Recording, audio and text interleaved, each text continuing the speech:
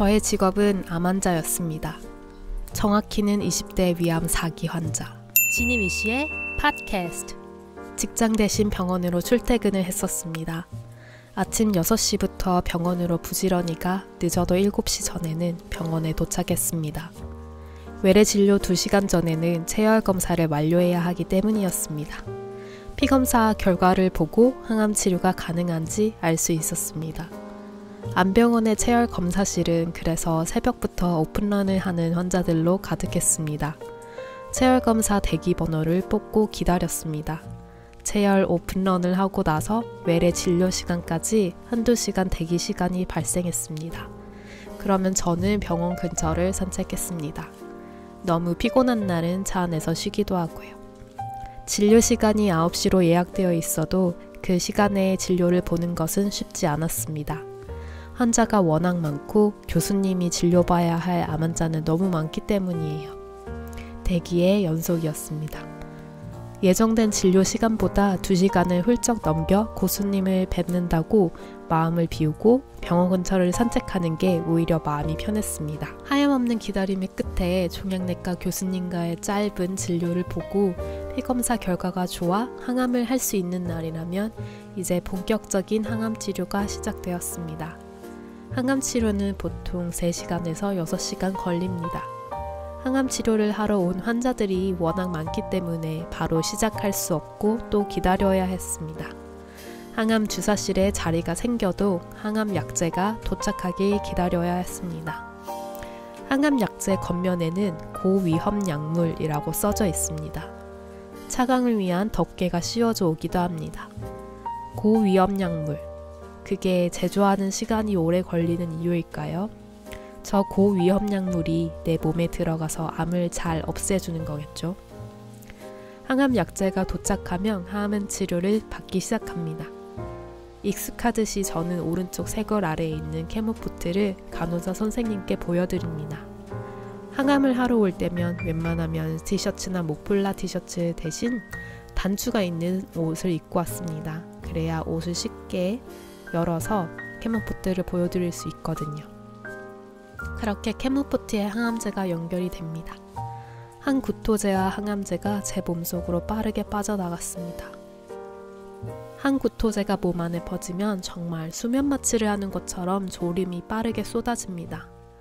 긴 항암 치료 시간 중간에 먹기 위해 아침에 정성스럽게 싸온 도시락은 사실 먹을 새도 없이요. 항구토제를 맞았지만 음식 냄새만 맡아도 토를 하게 됩니다. 그리고 몇 시간 동안이나 항암 치료를 받고 또 정산을 하고 필요한 약들을 받고 나면 어느새 오후 5시 정도가 됩니다. 곧 퇴근 시간입니다. 그런데도 일이 끝나지 않았습니다. 그냥 가면 아쉽죠. 집에 가서도 야근하듯이 항암을 마저 해야 했습니다. 2박 3일간 제 몸속으로 천천히 들어갈 항암제를 몸에 달고 집으로 향했습니다. 2박 3일간 항암제가 제 몸속으로 천천히 들어갔습니다. 오심과 구토가 너무 심해 아무것도 하지 못하고 밤새 잠을 들지 못하고 그저 아파했습니다. 하루 종일 토를 했습니다. 먹은 것도 없는데 토는 왜 그렇게 나오는지 억울했습니다. 누가 토를 더 많이 하나 자랑하는 것도 아닌데 말이죠. 누구 하나 알아주지 않는, 아니 알고 싶지 않은 혼자만의 싸움이었습니다.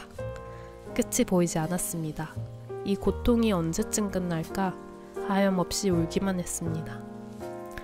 지금 돌이켜보면 항암 치료를 할 때가 제일 힘들었습니다.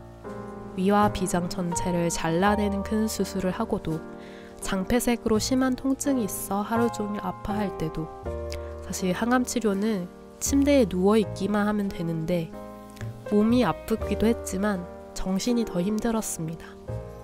하루가 멀다 하고 쭉쭉 빠지는 체중과 머리카락, 눈을 감으면 드는 수많은 나쁜 생각들. 나 아직 20대인데 왜 이렇게 나는 고통스러워야 하는 걸까? 부정적인 생각에 잠식되었습니다. 그때만 해도 저는 제 삶이 끝인 줄 알았습니다. 다시는 예전처럼 행복하고 건강하게 지낼 수 없을 줄 알았습니다. 그런 힘들고 고통스러웠던 시간이 어느덧 끝났습니다. 3년간 저는 암 환자라는 직업을 가졌습니다. 그런데 이제 저는 병원으로 출퇴근하는 암 환자가 아니라 대신 회사로 출퇴근하는 진짜 직장인이 되었습니다. 제가 알았을까요? 3년 전 짐을 챙겨 회사에 휴직을 하고 나오며 오늘이 마지막이겠구나 라고 울었었는데 3년 후에 다시 그 회사에 다시 들어갈 것을요. 3년 전 저는 막 신입사원 티를 벗어내고 이제야 1인분을 해내던 시대였습니다. 그렇게 커리어를 쌓아갈 줄 알았던 시기에 암 환자가 되어버렸고 3년간이나 휴직을 했었습니다. 재미있는 것은 제가 회사를 다닌 기간은 고작 2년 반이었습니다. 그래서 3년이나 휴직했으니 회사를 다닌 시간보다 휴직을 한 기간이 더 길었습니다. 3년 동안 저는 회사의 많은 것을 잊고 살았고 제가 다시 일이라는 것을 할 거라고 생각을 못했습니다. 주변의 암 환자, 특히 2030 젊은 암 환자분들이 치료가 어느 정도 끝나고 일상생활이 가능하면 일을 보통 다시 시작하려고 합니다.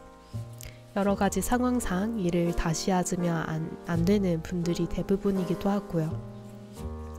그리고 가장 커리어의 성장을 꿈꾸는 나이대이기도 하기 때문에 일을 몇 년간 쉬어서 뒤처진다는 압박감도 있었습니다. 아직 어리다 보니까 일을 하지 않으면 안 될 것 같다라는 압박감도 있었고요. 일을 다시 시작한다는 것이 정말 걱정이 많이 됐습니다. 3년 전에 제가 더 이상 아니기 때문입니다. 조금만 잘못 먹어도 몇 시간 또는 며칠은 아플 텐데 또 불편한 것이 많이 생겼습니다. 체력도 너무 약해졌고 또 외형적으로도 많이 위축되어 아직 휴식을 더 해야 되지 않을까 참 많은 생각이 들었습니다. 3년간 암 환자라는 직업으로 치료와 치유에만 전념했었는데 내가 다시 일이라는 것을 할 수 있을까 정말 많이 걱정됐습니다. 비슷한 또래의 2030 사회초년생 암 환자들은 비슷한 고민을 많이 하는 것 같아요. 아직 나는 젊으니까 새로운 일을 찾아볼까? 내가 하던 일을 나를 아프게 했을지도 모르니까 이런 생각들을 하게 되고 또 저도 비슷한 고민을 많이 했습니다. 당장의 경제적인 안정이 필요하기도 했습니다. 몇 년간 사라진 저의 시간의 공백이 메꿔질 수 있을까? 나의 일의 능력이 돌아올 수 있을까? 걱정이 많이 됐습니다. 그래도 걱정을 하면 뭘 하겠습니까? 현실이라는 벽을 마주하면서 저는 3년 만에 복직하기로 결심했습니다. 일을 다시 시작하기로 마음을 결정하면서 스스로에게 물었던 질문이 있습니다. 일이란 무엇이고 또 암은 나에게 일이란 무엇인지 관점을 어떻게 바꾸어 놓았을까? 이 질문에 대한 고민을 많이 하면서 좀 결심을 하게 됐는데 앞으로는 제가 이 채널에서 암 환자였던 제가 암 경험자로 사회에 복귀하고 또 직장인으로서 느끼는 이야기들을 나눠보고자 합니다. 제가 일에 복귀하면서 참고했던 10가지 질문 리스트가 있습니다. 자세한 걸 다음 편에서 공유해드리고 여러분의 의견도 궁금하니 채널 구독하시고 조금만 기다려주세요. 여러분의 의견을 댓글로 달아주세요. 감사합니다. 지니미씨였습니다.